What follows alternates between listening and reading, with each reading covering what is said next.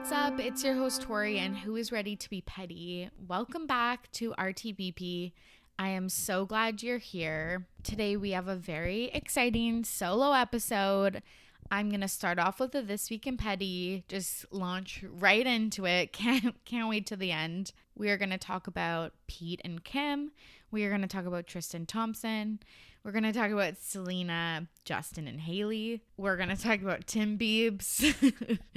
We're going to talk about Joshua Bassett. And finally, we're going to talk about the Princess Switch 3. So buckle up. I'm sure it is going to be a wild ride. Okay, so This Week in Petty is a story from, well, obviously me.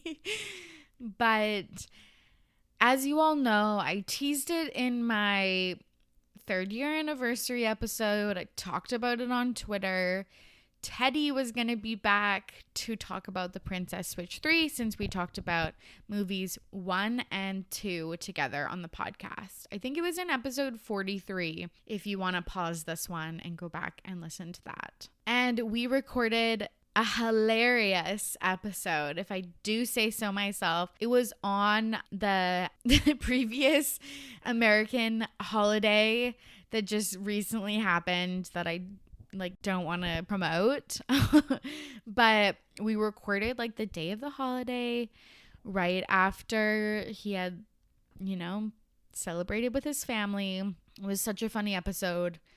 So many laughs. We talked about Survivor. We talked about the extremely sad news that Tasha and Zach broke up. Laughs were had, and I recorded my intro and outro, and I'm saving it, editing the episode as per usual. My MacBook is I have to specify MacBook because I'm a new MacBook user. So I can't just say lappy toppy. I really have to be my, Mac was you have no room on your hard drive or whatever the thing is that stores all the files. So I was okay, no worries. I'll hook up my external, transfer some files over, and continue on my merry way. I copy, I delete, and then I empty my trash to make room, go back to the episode.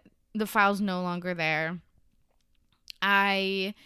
When you have that sinking feeling you just locked your keys in your car, which I did for the first time this summer, and man, it pays off. No free clout for the girlies, but it fucking pays to have BCAA. I think that's the equivalent of All-Star, or I don't know, not All-Star, A-Star, I don't know, something in the States that has the sound A and the word star in it. I don't know. I'm not going to look it up either. But that's really going to bug me, but I'm not going to look it up. But it's where they come and save you from disaster. And man, highly suggest getting something like that. But it's just that sinking feeling that you're I fucked up. I deviated from my normal routine. I can't fix this. There's only one way out of this. And it just sucks so bad. So the real episode 68 is, just a special memory between Teddy and I, and you just have me this week. I told myself, so I was editing on Sunday because I'm trying to post every Sunday. So, put that in your calendars. But I was hoping to post, I've been trying really hard to post every Sunday. Was just really stoked. And then I was I tried downloading. Okay, now I'm getting too in the weeds. I'm losing you. But, I did all this, downloaded some fucking software that probably ruined my Mac. I contacted Zoom. I read all the fucking forums, all of that shit, and just it's lost forever. So I was I'm going to give myself one day to have a pity party because I love to host and attend those. And I ended up having a pity party for 2 or 3 days, and then I was just busy. And now it's Friday. December 3rd, and I am recording this podcast. So I'm going to put this one out tonight. And then I have a really fun podcast with Taylor from That's the Tea podcast coming out on Sundays, which I'm really stoked on. And then hopefully we'll be back to our regularly scheduled programming every Sunday. I've got guests booked until February with just like one solo episode sprinkled in. So I'm very, very excited for all the content that is coming your way. Anyways, that's my This Week in Petty. Teddy will be on again in the spring. I'm sure of it. And we can catch up then. Let's dive into our topics for today. Pete and Kim are allegedly dating. We saw them on the roller coaster. We saw them holding hands in a parking lot.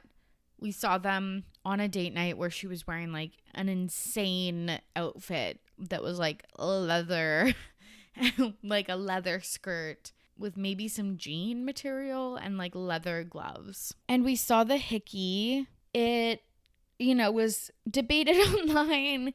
People said it was KKW Beauty eyeshadow. People said Chris gave it to him to like stir up drama. People said another girl gave it to him because they're in a fake relationship.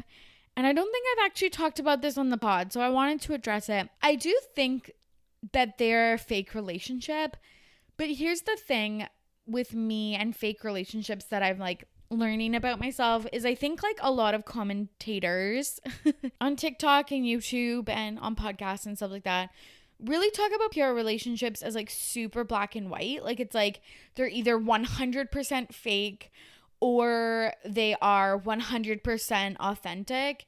And I really feel like we need to start to shift the conversation. I sound so fucking annoying, by the way. Like, I sound extremely annoying right now. And, like, maybe this is happening and it's just not the content that I'm tapped into. But I just really think that we need to shift the conversation to just more like a gray area where it's, like, not 0% PR, but it's not 100% PR either. Like, I think that a lot of celebrity relationships are actually just, like, mutually beneficial for both parties. Like we always talk about no, I talk about to myself, or I think in my fucking head about, like, for example, Kristen Stewart and Robert Pattinson. It's like, did they fall in love on the set of Twilight? We'd like to think so, but more likely they liked each other. They liked spending time with each other. Maybe they even loved each other, but it was also mutually beneficial for their careers to date one another. And I think it's the same with Chrishell and Jason on Selling Sunset, and maybe Camilla and Sean. But yeah, I just think that with Pete and Kim, I think they could like each other. Like, I think Kim actually has like maybe she's not a fun personality per se, but I do think she likes being around fun people. And after the seriousness of her relationship with Kanye, maybe she just kind of wants like a fun dude. And it's also beneficial for him to be dating the most popular woman in Hollywood. And it's also beneficial for her to get some of the heat off of her family, Astroworld, Tristan Thompson's new baby mama, which I'll talk about in a bit, etc. So I don't know if that made complete sense, but I am having a special guest on in 2 weeks who is like just an amazing analyst of PR relationships. So I'm going to ask her what she thinks about this kind of like theory that I have. I will say I did talk to my friend Kelly Williams of the Laguna Biatch Instagram page, and obviously the host of Nostalgia and Now, a great podcast. Definitely would recommend a listen. And she says she kind of agrees with me, and that's why we, like, if we're talking about Taylor Swift and possibly her PR relationships, we can see that she still could have had feelings for them, like with Jake, etc. There was like real feelings, but possibly the origins of the relationship, or yeah, just like how it came together, how it played out, was more like of a career move or something like that. Anyways, I will say, like, I am so over Kardashian content right now. I just think that we have finally maybe reached a saturation point and it's just way too much. But I will say that the pictures of her and Pete, even if they are 100% fake or whatever, are just like fun to look at. I will say that. And then I'm going to talk about this on episode 69 with Taylor, but we talk about Penelope and Courtney and then North and Kim's TikTok accounts. And like, I don't know, even though I always think, oh, there's another cog in like Kris Jenner's wheel, or like, oh, they're making money this way now, or covering up this, or changing the narrative on this, or whatever. But kind of those lighter moments are what I enjoyed about the family, like watching Keeping Up with the Kardashians. So yeah, I'm just kind of enjoying Pete and Kim trying to take it for what it is and maybe not do like a full analysis on it, because I'm just so tired of how toxic I feel like that family is and how powerful, but like for not the greater good but the greater bad. And yeah, I just want to watch fucking Penelope's nighttime routines and call it a day. One last thing that I do have to mention before we move on from like just an enormous amount of Kardashian news. But it came out today, December 3rd, that Tristan Thompson is having a third child with a third woman. She is a personal trainer who lived in Texas, but shortly after she was pregnant, moved to LA. And there are just like court documents that I guess the news got a hold of, and just wild. I don't even think I have anything really else to say. I feel bad for Khloe. This is obviously why she's been like super MIA for the press. It's super sad. People are kind of alleging that it happened while they were still together, and you know, it's just sad. Not a good look for him. Let me know if you want me to talk about that situation more, but that's all I have right now. It's only been like 8 hours. I'm still processing, to be honest. Okay, the next thing I want to talk about is like 7-year-old T. But I read a Medium article that I'll put in the show notes, and I tweeted this out. It is seriously mandatory RTBP listener reading. It's only a 44-minute read. I'm not even joking. Like, I don't know how accurate those like read counter things are, whereas like 7-minute read, like I guess they take averages or whatever. Literally, I read the whole thing like laying down in bed after I had woken up, and then scrolled back to the top and it was like 44-minute read, and I was like, I cannot believe I probably just spent like 44 to like probably 60 minutes reading this article or blog post or something about what happened between Justin Bieber, Selena Gomez, and Hailey Baldwin in 2013 to present day. And I wanted to talk about this because I've obviously been obsessed with Justin. I'm a huge Jelena girl, still rooting for them to reunite. But in 2014, kind of like the Hailey stuff, you know, I was living my life, and now I'm not. Now I'm on the internet. So I'm just like, I feel like catching up on a lot of things that happened to my favorite celebrities that I was just like that was the year I graduated uni. Like I was probably looking for a full-time job, and I knew obviously about Justin and Selena's breakup and them reuniting and him starting to date Hailey, etc.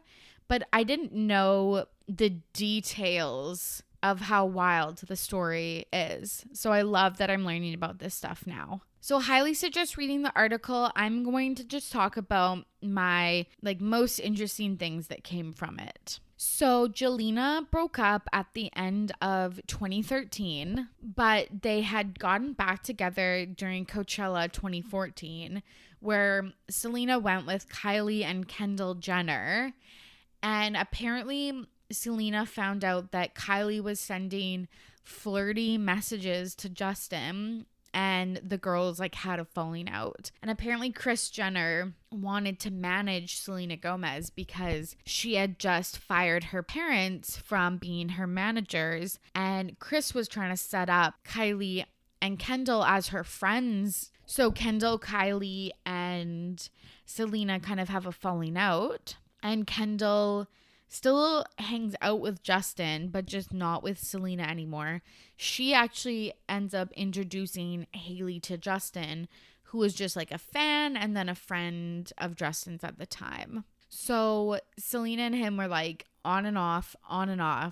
And like on their off stages, Justin literally dated so many models and like would post about them on Instagram, which I think is like so wild because I was like, where was I? Like, don't remember this at all. But in like New Year's of 2015, he ends up starting to date Hailey, and then they go on and off, like back and forth between Selena and Hailey for another, I think, 2 years until 2017. Between all of this time, Justin Bieber is seen with Kourtney Kardashian partying a lot together with her. And I didn't know this, but there's apparently even rumors about Reigns' paternity because they were together so often during this time. As well as possibly Kourtney Kardashian, Justin dated Sophia Richie, which is so weird because, again, we know years later, Sophia ends up dating Scott Disick. So it's just like literally such a small circle. I had completely forgotten that Justin had a Selena tattoo, but he confirmed it in an interview. And he said some really rude things about The Weeknd when Selena and him went public, which this article alleges that they were PR as well, and maybe even like drug buddies. It seems like this article talked about Selena using a lot of drugs, and same with Abel, who is The Weeknd is his stage name. And then it even showed a video of Selena and Justin trying to buy drugs in like a sketchy neighborhood in LA, in like a spot known for people to buy drugs, which is just like so crazy. And it just kind of talked about how usually there's a person that like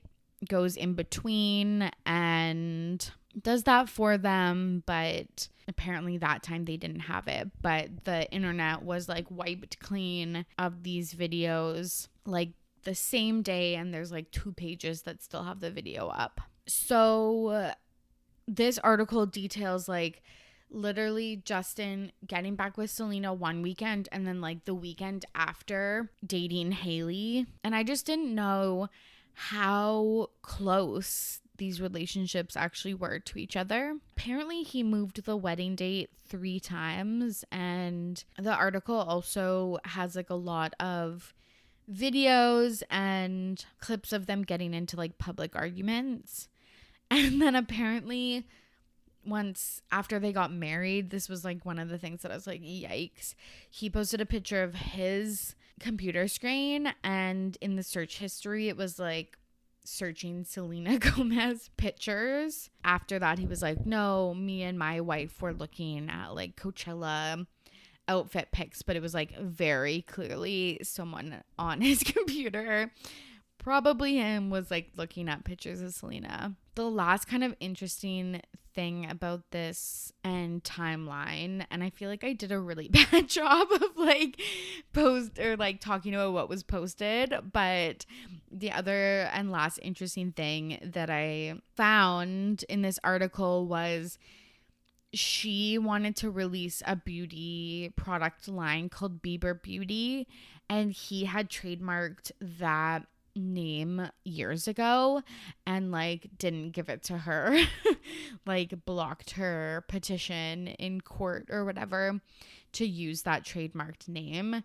So now she has her beauty line and it's called Rhode, which is her middle name, which I really, really like. But it's just so interesting that I was like, oh my God, you couldn't give that up to her. She's your wife. You're your money, I'm assuming, is shared. Anyways, please read the article. It's so wild to me how I didn't know how back and forth and how overlapped these relationships were and how involved the Jenners were of getting Hailey and Justin together. Please let me know what you think. Are you still Team Jelena? Are you hoping for a reunion? Are you Team Hailey now? Or Team Nobody? Because I also can see that. So carrying on with the Justin Bieber news, it's been a big week in Canada. I don't think they have these in the States, but let me know if you do have them. But TimBiebs came out, which is Justin Bieber's collaboration with Tim Hortons, which is a Canadian coffee chain that I think has honestly been bought out by American people. So whatever, but he is doing a collab with them. He did 3 flavors of Timbits. And then do I have to explain what Timbits are? I don't know. Maybe for my international listeners. Okay, Tim Hortons coffee chain. It's kind of seen in Canada as like a lower quality Starbucks. Timbits are donut holes. So just like round donuts. Because Tim Hortons was originally Canadian, it's like very Canadian, like most people go. They like sponsor hockey teams. You know, you bring your double to the ice rink in the morning, watch your kid play hockey, like all of that shit. Justin Bieber, Canadian icon, obvi, came out with a line of 3 flavors that he created himself. And I just want to say, like, of course I had to do a taste test, and I want to say they weren't good. So they weren't good in the fact that like they just tasted like normal Timbits. So the flavors that he came out with were chocolate white fudge. And if you've ever had a chocolate glazed Timbit, it tasted the exact same. Like there was no fucking white fudge. Absolutely not. There was sour cream chocolate chip, which sour cream glazed I think is my favorite Tim Hortons donut, and it literally just tasted like a sour cream glazed Timbit. And then there was birthday cake waffle, and again it literally was just the birthday cake Timbit, which is like a legit Timbit, but there was no waffle, there was no chocolate chip, there was no white fudge. Kind of, if you could believe it, seemed like a ripoff because it just was Tim Hortons normal flavors zhuzhed up a little bit. So anyways, big fail. There was like special boxes because Timbits come in like a cardboard little box. I feel like I'm either talking to someone who is like in Canada or in the US and is like, yeah, we fucking know, you dummy, or is in like Europe or Australia, because like, hi listeners from there, I see you, happy you're here, but like they're probably like, what the fuck? But yeah, you buy like 10 pack, 20 pack, 50 pack of like these little donut holes, and the boxes, I kind of wish I got a box, to be honest. They're selling for like so expensive online, and they come free with the Timbits. And the Timbits are like 20 cents a pop. And then he also came out with a fanny pack and a toque. And let me tell you, the amount of texts I got on Monday when they released being like, so which merch did you like purchase from Tim Hortons? I was like, none. It's ugly as fuck. It's like a brown background with like a gross yellow font. But I will say, if I did get something like that for Christmas, I wouldn't be upset. But like, I'm not going to go out and purchase it, especially after the Timbits were like an absolute like rip off. Overall, I think this was like kind of a flop because Justin Bieber has been tweeting about and seen with Tim Hortons since he got famous, and I was just so stoked about this collaboration, but the donuts weren't good. The merch was not good. So I really think this was like a huge flop. Anyways, we've been talking about this way too long. Let's move into a Joshua Bassett update. So as you all know, we have extensively covered the Olivia Rodrigo, Sabrina Carpenter, Joshua Bassett love triangle. And Joshua Joshua, I'm not sure, released 3 songs today. You would think that I would write the names of them down in my show notes, but I didn't. I know one is called Crisis. I know one is called Set Me Free, and I have not a shot in the fucking dark of remembering the third name. You know how it goes in this podcast. There's no chance in hell I'm looking it up. Anyways, he cleared all of his Instagram posts a few weeks ago to like announce the release of these 3 songs, and it's like, okay, bud, you're not Taylor Swift in entering like her Reputation era. You're a Disney Plus star with like very mediocre fame. But the new songs were released today. The lyrics are scathing. It basically brings up all Olivia Rodrigo drama again, and I'm gonna read out some lyrics for you right now. Okay, here we go. And honestly, I didn't want to write this. Don't know if I can. Don't know if I can. Still want to run. If you get to tell your truth, then so do I. It's cool if you want me to play the bad guy, but don't you dare act like I didn't love you. Which is pretty wild. He says, and honestly, I didn't want to write this, and it's like, Josh, come on, you were living off of the clout of Olivia Rodrigo. Like, you definitely wanted to write this. 2, it's cool if you want me to play the bad guy. That really does not roll off your tongue, let me tell you that. Won't be singing those lyrics anytime soon. But don't you dare act like I didn't love you. That's kind of sad. But yeah, so basically he's saying that the way that she portrayed their relationship was wrong, and he was made out to be the bad guy when he's not. Second lyric I want to read out to you. Messing with my life was a career move. I am literally speechless because, okay, there's no reading between the lines with that. There's no like interpretation or like a he said, she said. This is just going straight for the jugular. And like, while I kind of appreciate that, I also just think like, don't make songs that like, I can't fucking sing to that. Like, I don't relate to that. But that's pretty straight up calling Olivia out for using their relationship in her songs. And I don't think he means like using inspiration like Taylor Swift does, etc. But I think like pretty clearly painting it as Sabrina and him, like when she changed the lyrics from brunette girl to blonde girl, like that was obviously to stoke some internet like flames. So I'm like, that's pretty wild. Okay, I'm gonna read these next lyrics to you. I know you feel used. I know you feel hurt. Anything I did to make you feel worse, I'd take back if I could. Nothing I say will ease the pain.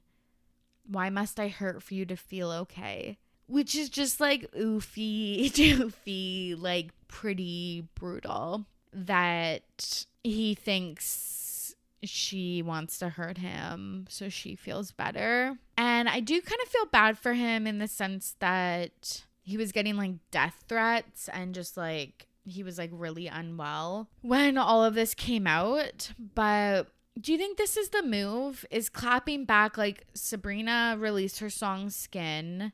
He has released this set of 3 songs. I don't think all of them are about Olivia. I think one's about some childhood trauma that he experienced. But do you think this is the move? Or do you think he should have just moved on, taken the high road and, you know, released good music, but nothing like specifically referencing Olivia or that could be taken like this? Or do you think he has to do it this way because she has such a bright shining star and he's just like itching to get like a little bit of attention?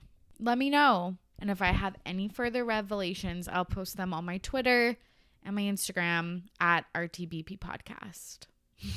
Okay, let's finish out this episode with the Princess Switch 3. Rip my episode with Teddy.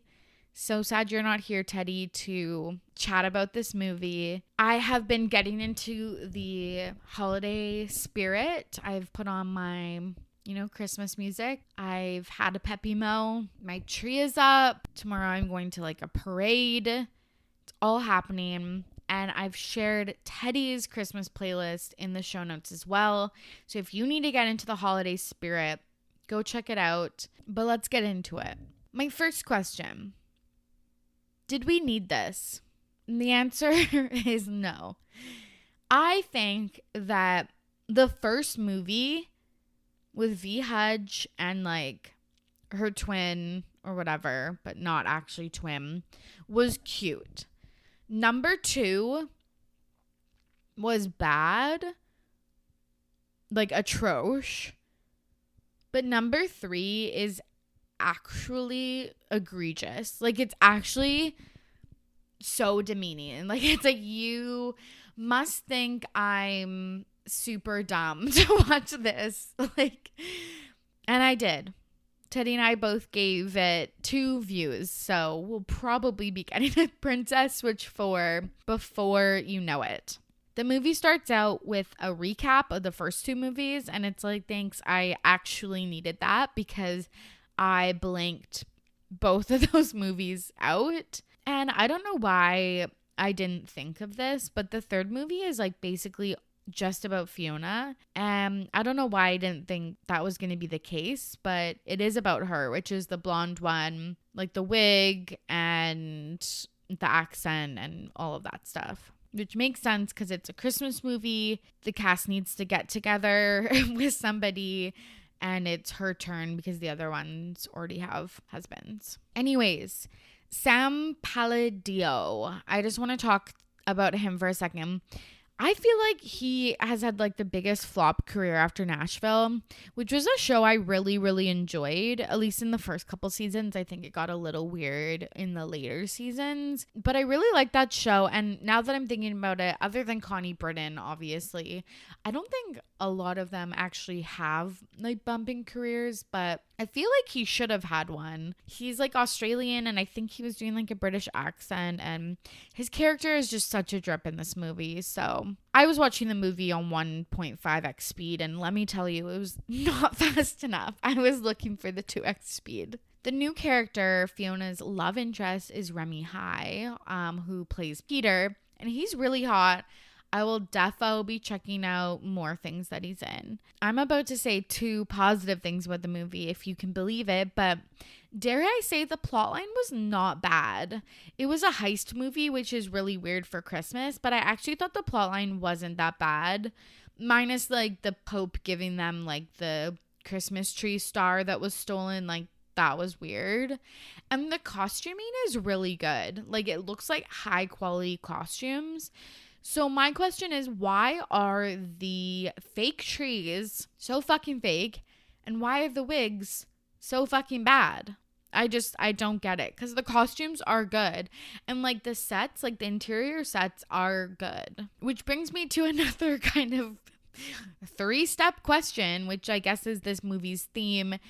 Vanessa's second accent is bad, but her third accent is like absolutely ridiculous. Like, I don't know what accent it is. Like, the first one she's doing British obvi, but the second one is just like, I don't even know, like fake rich person. I truly don't know. Like I said, it's a heist movie. They do laser scenes. They're absolutely egregious. They pretend like they're Britney Spears and Toxic, and they're doing like backflips over the lasers, but they're just like normie people. So that was just so weird. And there was auto-tuned yodeling at the end, which I also just thought was like offensive to the viewer, to be honest. This is the part that I wish Teddy was back here for, but in episode 43, I asked him if this was a career high or a low for Vanessa Hudgens, and at the time he said it was a career high because she was getting that Netflix money, she was in a trilogy, like all of that stuff. And I said it was a career low because she should be in like movies in theaters, not these like straight to Netflix, low budge Christmas Hallmarky movies. So I asked Teddy if his opinion had changed with the release of the third movie, and he was like, absolutely, this is starting to get ridiculous. And I agree, she's like on a low trajectory. I would love her to make a sequel to A Night Before Christmas, That was a fucking fire movie, but we really, really, really do not need the Princess Switch 4. And I kind of feel like they actually are done with it. But if I see a Princess Switch 4 advertised to me in the spring, I am going to lose my mind. And then the last thing I want to say, don't want to really end this episode on such a downer, but when I was prepping for my episode with Teddy, I looked back at what we had talked about in episode 43. And I wrote in the episode notes, I wrote, when was the last time you felt joy like having a flower fight? And I'm just like, what the fuck was happening to me in like November/December of 2020, I guess. And we all know it's fucking COVID. It was fucking dire straits. But I was like, I can't believe I like put that out into the universe and like wrote that into the episode outline. I don't think it made the show, but just like, damn, that's the type of shit that you keep in your head. So let me know, have you watched the Princess Switch 3? What did you think? I got some DMs of people like Preston, one of our former guests, who loved it. So I kind of feel bad shitting on it. But did you love it? Did you hate it? Are you hoping for a Princess Switch 4? Are you good with 3? Were you good with 1? Please let me know. This has been so much fun. Thank you so much for listening. I so appreciate it.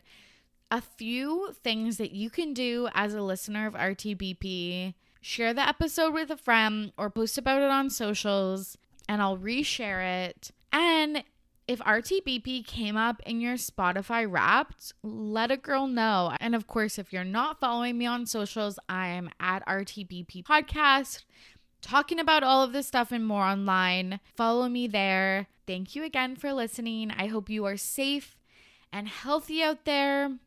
As always, I'm your host, Torry, and I'm ready to be petty. See you soon. Bye.